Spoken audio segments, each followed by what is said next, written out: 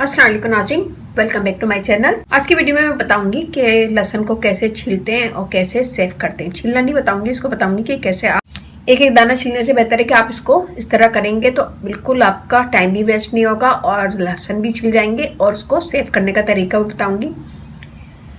तो यहाँ मैंने ज़्यादातर तो अलग अलग कर लिए, बस हमें अलग अलग करना है।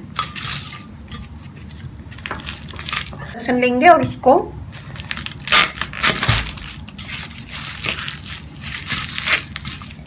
ऐसे दबाएंगे तो ये अलग अलग हो जाएगा।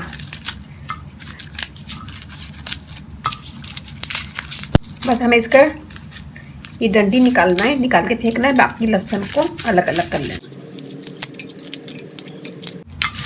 ये देखें सारे हमने कर लिए अलग अलग।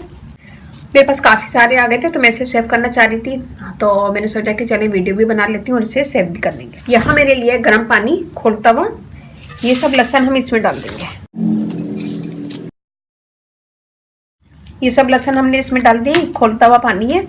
आप चाहें तो इसे चूल्हे पे भी रख के ऐसे मिक्स कर सकते हैं और चूल्हे पे रख के इसको थोड़ी देर पका सकते हैं अगर आपको जल्दी है तो, वरना आप ऐसे भी कर सकते हैं कि पानी को गर्म करें, खौला लें, खौलाने के बाद इसके अंदर डाल दें और इसको बंद करके रख दें तकरीबन 15 मिनट। 15 मिनट के बाद छिलके सारे उतर जाएंगे और लहसुन अलग हो जाएगा।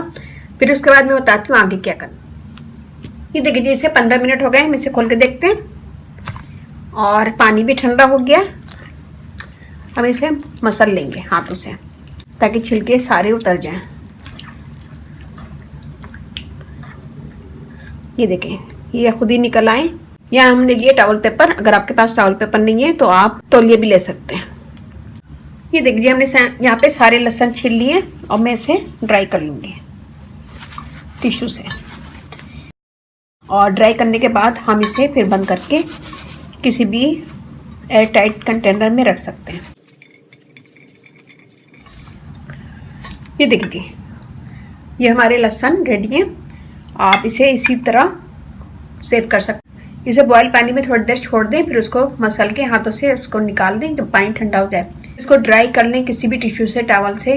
तो ड्राई करने के बाद जब भी बिल्कुल ड्राई हो जाए फिर इसे एयर टाइट कंटेनर में भर के इसको रखिएगा और फिर ये काफ़ी चलेगा, काफ़ी चलेगा। ये आपका काफ़ी चलेगा, ख़राब नहीं होगा। लेकिन हमने इसको मसला था, हमारे हाथों में स्मेल आ गई बहुत ज़्यादा लहसुन की। तो यहाँ मैं छोटी सी टिप दे रही हूँ आपको।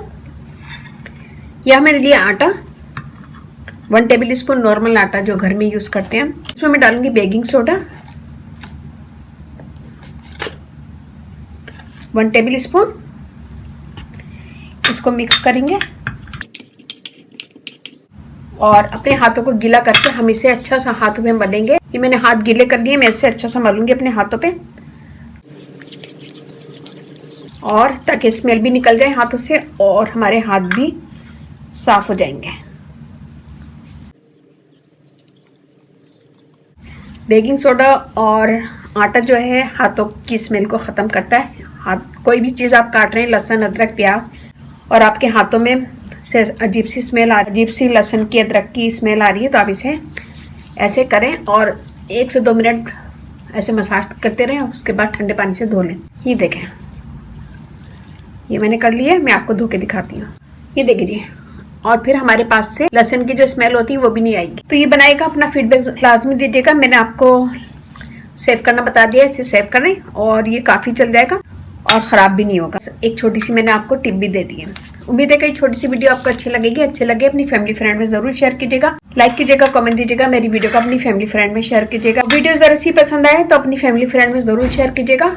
इसके साथ ही मुझे अब इजाज़त दी। इंशाल्लाह बहुत जल्दी नई वीडियो के साथ हाजिर होंगी। शाद रहें, बात रहें, अपना बहुत ख्याल रखिएगा, दुआओं में याद रखिएगा। अल्लाह हाफिज़।